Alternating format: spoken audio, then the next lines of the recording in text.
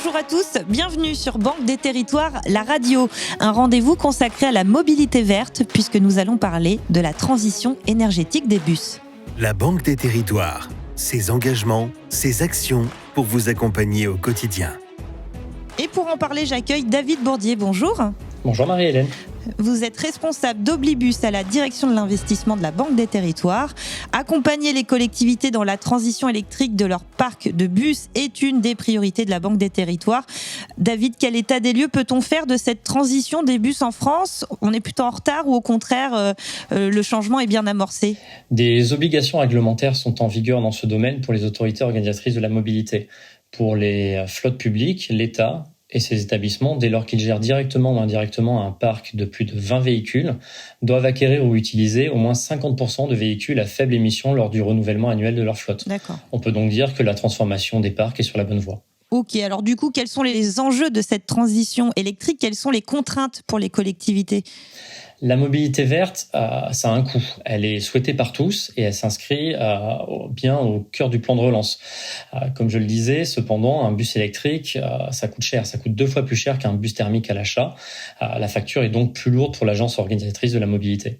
Alors j'imagine qu'il y a eu des réflexions pour répondre à cette problématique du coût. Quelle a été la réponse de la Banque des Territoires ? Tout à fait. Partant de ce constat, la Banque des Territoires s'est demandé comment elle pouvait intervenir pour faciliter la mobilité verte et la création d'Oblibus est une réponse forte. Alors qu'est-ce que c'est Oblibus ? Oblibus, c'est une solution de financement qui est destinée aux autorités organisatrices de la mobilité, quelles qu'elles soient, qui s'avère être souple et extrêmement innovante. Alors une solution innovante, en quoi est-elle innovante ? Innovante car le taux d'intérêt qui est encadré évolue en sens inverse du coût de l'électricité consommée par le bus.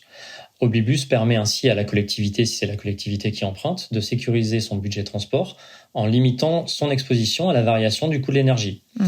Si le prix de l'électricité augmente plus vite que ce qui avait été anticipé, le taux d'intérêt baisse et inversement.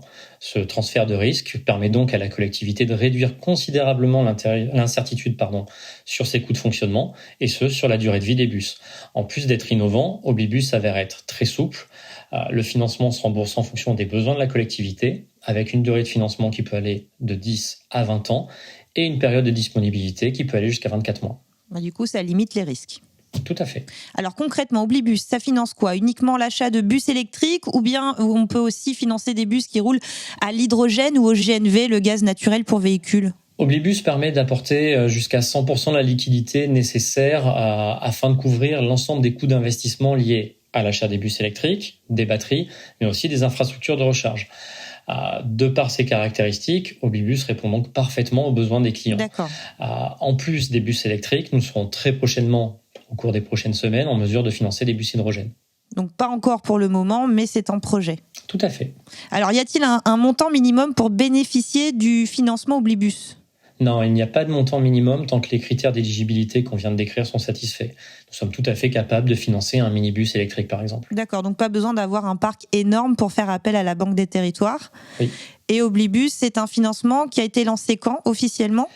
Officiellement, le lancement national est très récent, c'était début 2021. Néanmoins, le financement a été expérimenté en 2020 par la métropole de Brest qui l'a utilisé pour le financement de ses premiers bus électriques. Ça a servi pour 100% du financement. D'accord. La RATP l'a aussi utilisé en 2020 dans le cadre de son programme Bus 2025, qui est un programme très ambitieux.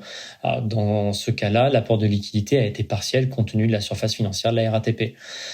Nous avons déjà commencé à travailler avec des collectivités de toute taille pour le déploiement de ce financement, et ce pour tout type de bus, que ce soit des minibus, des bus standards ou des bus articulés. Et du coup, c'est quoi l'enveloppe prévue par la Banque des Territoires pour cette mobilité de demain ? L'enveloppe prévue s'élève à 200 millions d'euros. On peut espérer qu'elle sera consommée dans les 3 ou 4 prochaines années. Si on était dépassé par le succès, on réfléchirait à élargir cette enveloppe avec la Banque européenne d'investissement qui cofinance cette plateforme. En tout cas, cet outil qui a été mis en place avant la crise sanitaire tombe à point nommé dans le cadre du plan de relance, à un moment où les finances des collectivités locales sont sous pression. Vous parliez de victimes de votre succès. Alors, on ne sait pas si le succès sera encore au rendez-vous. On vous le souhaite, bien évidemment. Merci. Et donc, du coup, malgré son lancement récent, pouvez-vous nous dire si Oblibus est déjà très sollicité par les collectivités ? L'accueil est vraiment très positif. Les collectivités sont vraiment très sensibles à la visibilité budgétaire que permet le financement. Nous accompagnons déjà 2 clients que nous avons cités précédemment et plusieurs autres capitales régionales ont marqué un intérêt fort pour le financement en nous transmettant des lettres d'intention. Plus récemment, on a obtenu un accord de principe pour une collectivité de moins de 10 000 habitants qui souhaite financer 4 minibus, ce qui montre bien qu'Oblibus fonctionne pour tous. Merci David Bourdier de nous avoir présenté cette nouvelle offre Banque des Territoires Oblibus pour le financement de la transition électrique des bus. À bientôt sur Banque des Territoires, la radio.